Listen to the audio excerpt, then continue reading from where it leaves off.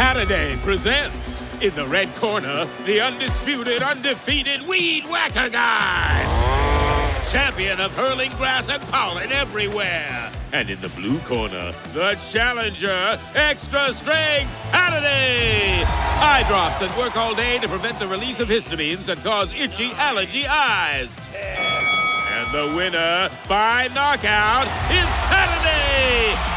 Saturday, bring it on. Hey, I like your new RAV4. Thanks, yours too. What does RAV stand for anyway? To me, it's the Remarkably Advanced Vehicle. Really? To me, it's the Runway Approved Vehicle for its amazing style. What about Remarkably Adaptable Vehicle because of its versatile cargo space? Or Really Admired Vehicle? Oh, or Really Awesome Vehicle. It really is the Recreational Activity Vehicle. The stylish 2026 Toyota RAV4 Limited. What's your RAV4?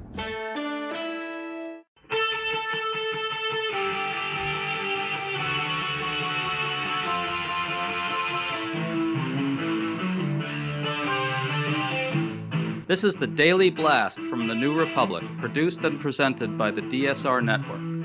I'm your host, Greg Sargent.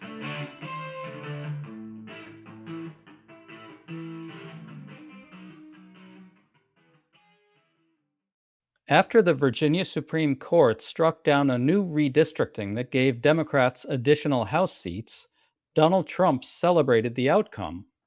In so doing, however, he accidentally revealed that he and Republicans expressly reserved the right for themselves to play by their own rules and rig elections in their own favor unilaterally. In truth, the only chance Trump and Republicans have of salvaging the midterms is extreme cheating, as a remarkable new poll shows. But what are friends of democracy supposed to do in a world where one party is openly rigging the game and the other isn't? Where are these gerrymandering wars really headed?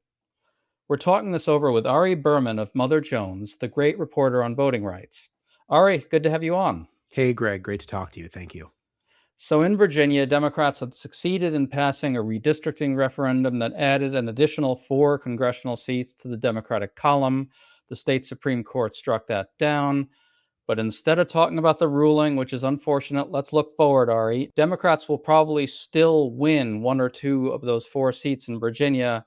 Meanwhile, Republicans are redistricting in several southern states where they might get, 5 seats extra. Ari, what's the overall math right now? Can you just boil it down in really simple terms? Well, I would say Republicans are probably going to net about 5 seats from redistricting at the end of the day. Possibly more, maybe less, but they're ahead right now in the gerrymandering arms race because of what the state Supreme Court in Virginia did and because of what the U.S. Supreme Court did last week. What looked like a wash is going to be a small Republican advantage.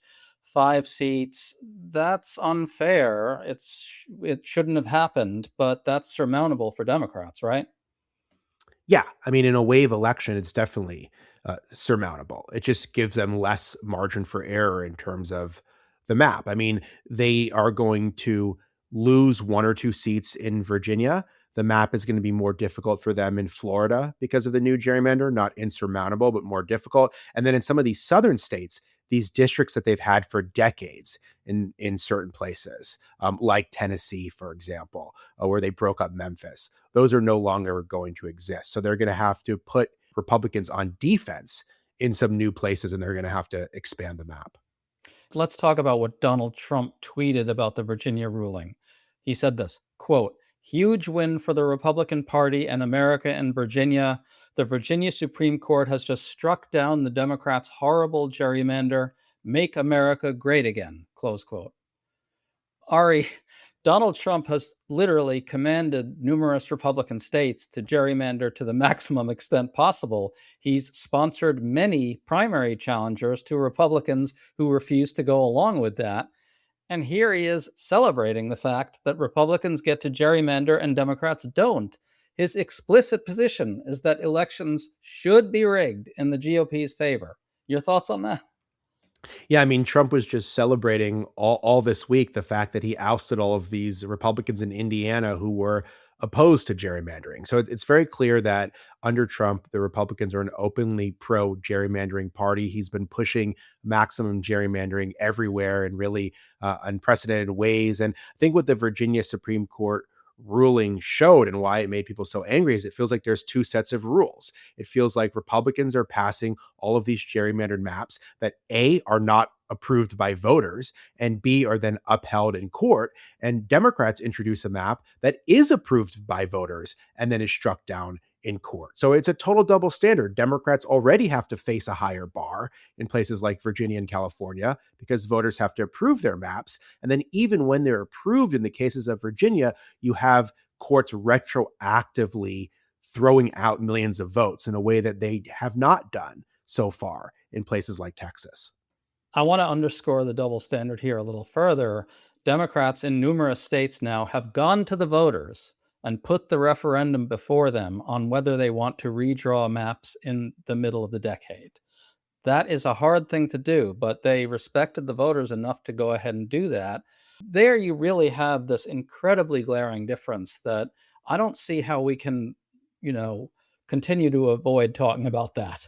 No, I mean, you can't make any kind of false equivalence here.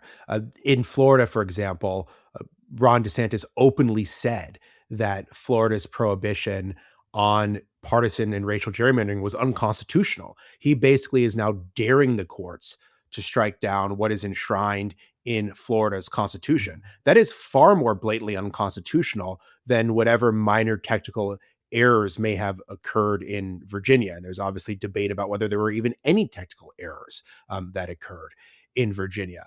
You take the fact that Louisiana just suspended an election altogether. 42,000 people had already voted, and they suspended the election so they can eliminate possibly one or two majority Black districts. So the process has been completely different in all of these red states. They have not only not been approved by voters, but they have broken so many different norms in terms of how they've gone about this process. I mean, look at the backdrop between Virginia and Tennessee this last week.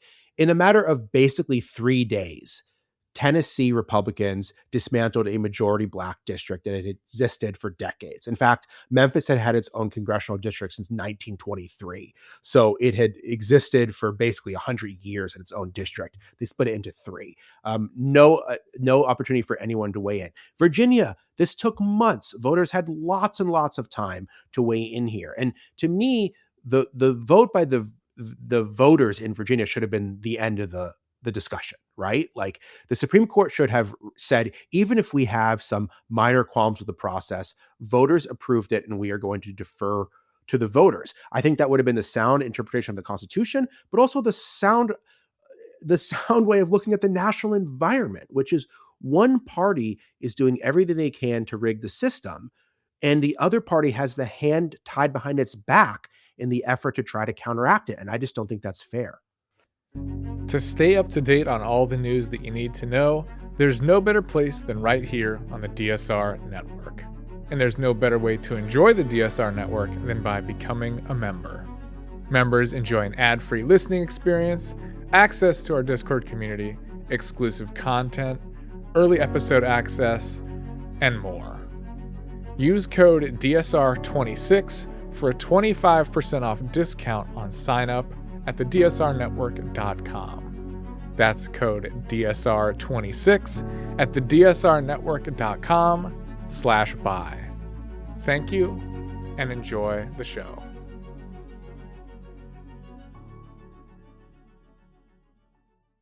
I wrote a little song to remind you, Choice Hotels get you more of the experiences you value. The Cambria Hotel's got it all. A rooftop bar, have a ball. Bring a date, your squad, or even your mom. Book direct at choicehotels.com. It's absolutely not fair. However, Democrats are still favored to win the House. Not that that makes all that okay. A new Marist poll has Democrats up 10 points in the generic House ballot matchup, 52% to 42%. Among independents, that's 49 to 37, 12 points, 12-point spread among independents. That's indicative of wave stuff. Now, in fairness, the polling averaging all the polls together, only have Democrats up 5 points in the generic ballots. So Marist may be an outlier, but it could also be an early indicator. And plus 10 is a bit more consistent with these lopsided Dem wins we've been seeing in special elections. What's your reading of the House battle right now on that front? I would lean more towards your interpretation, Greg. I think the battleground's going to be bigger than people are thinking based on how these special elections are going, based on the fact that Democrats are making inroads in what had been previously red states like Iowa and Ohio. I think that some of these GOP gerrymanders are not as secure as they think. In Florida, in Texas, some of these maps were very hastily drawn. Texas, for example, it was based on Trump's numbers in 2024. Trump has regressed a lot from 2024, particularly among some core supporters like Latinos. So I think there's sort of two separate discussions here. One is, can Democrats still win the House? And I think the answer is yes. And then the second thing, are we going to have an optimally fair election in November? And the answer is no, because right now we have a situation where so many things that would have previously been illegal are now legal. And I think particularly about the fact that all of this mid-decade gerrymandering and the dismantling of all of these majority Black districts across the South that we're going to see. I mean, Southern states are now doing things that would have been illegal under the law, at least back to the 1980s and possibly earlier than that. I mean, so we are going back literally 40 years in terms of what is legal under the Voting Rights Act. And I just really worry about how far they're going to take that in this kind of environment and what it's going to mean for representation more broadly. I mean, you could have a situation where, yes, Democrats win the midterms, but at the same time, the midterms were a lot less free and fair than they should have been. 100%. So let's look at the out years now. This state of affairs in which one party is openly, explicitly, gleefully declaring that it plays by its own rules no matter what, it gets to rig elections and the other party doesn't. That is going to absolutely require Democrats to start redistricting more aggressively next cycle in time for the 2028 elections. I reported recently on a new analysis from Verified Action, which found that Democrats can net an additional 10 to 22 seats on top of the current map for themselves if they redistrict aggressively in numerous states. 22 may seem like a lot, and a lot depends on how many state legislative races and state legislative chambers Democrats flip in these elections. But generally speaking, that's what's going to happen, right? Because the U.S. Supreme Court's ruling is going to open the door to even more gerrymandering by Republicans next cycle. Democrats will have to respond in kind, right? Yeah, Democrats have no choice. And honestly, it's about fairness at the end of the day. It's about making national elections fair. And the only way that national elections are fair is if the parties play by the same set of rules. I think a lot of Democrats were devoted to good government when they got power. I think that was defensible at the time. But what it meant is that in a lot of states, Democrats are playing by one set of rules and Republicans are playing by another set of rules. Democrats are bound by things like independent commissions when Republicans can just gerrymander as much as they want. And that is leading to unfair outcomes. It is leading to an unfair race for the U.S. House. And so I believe that Democrats have to maximize their power by whatever means necessary. And they particularly have to look to the state level because that's where all of these battles are being fought. We're going to hear a lot about the race for Congress this year. And obviously that's critically important in terms of holding Trump accountable. But at the same time, most of these battles are going to be fought in the states. And Democrats have a tremendous amount of opportunities in a lot of these states. You wrote about it. Wisconsin, Pennsylvania, Arizona, Michigan, Nevada. I mean, there's all of these places where Democrats could potentially get trifectas and they could redraw the maps for 2028. And it requires something of a long-term strategy. And I think about Wisconsin, for example, which you wrote about. Wisconsin was a place in the early to mid 2010s where it seemed impossible that Democrats would ever have any power. They were shut out of the governor's race. The state Supreme Court had a huge conservative majority. The legislature was super gerrymandered. It was one party rule, right? Well, Democrats won the governor's mansion. They won a bunch of seats to get a progressive majority on the state Supreme Court. They struck down the gerrymandered state legislative maps. Now they could flip both chambers of the legislature. That to me is a roadmap of what Democrats need to do everywhere, which is figure out how to maximize power so that you play by the same set of rules as Republicans do. And let's just be really clear about what the Democratic position actually is, because they constantly get accused absurdly of hypocrisy for wanting to gerrymander despite opposing it themselves. Here's the Democratic position. Neither side should gerrymander because it's bad. It disrespects the opposition's voters and allows lawmakers to protect themselves from accountability. But even though gerrymandering is bad, if Republicans insist on maximizing it, Democrats have to do the same. Otherwise, they are acquiescing to a system in which one party is playing by a different set of rules. Now, people like you and me, Ari, good government liberals and so forth, had long been kind of hoping that there was a path to mutual de-escalation. These commissions, the whole premise of the commissions is that if you invite Republicans to try and do something that's mutually fair, then maybe it de-escalates the hardball on both sides. But they have just said, fuck that, no way. Now they're openly threatening to maximize their own gerrymanders after the Supreme Court ruling. So such hopes of mutual forbearance are dead. That's all there is to it. Yeah, I mean, the only way reform works is if it's on a national level and it applies equally in all states. It can't be a situation where only blue states do it and it's essentially unilateral disarmament. We tried that.